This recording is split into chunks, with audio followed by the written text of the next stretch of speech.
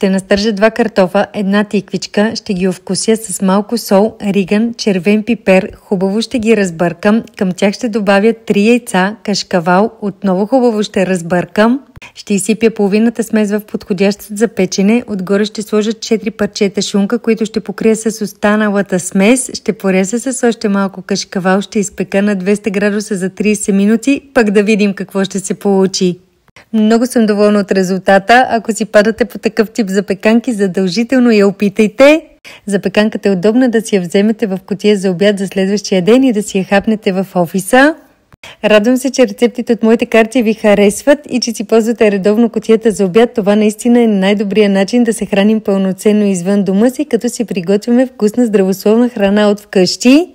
В момента пакета с всички 141 карти с рецепти с кутията за обяд е с 25% отстъпка. Вземи го от darimиленова.com.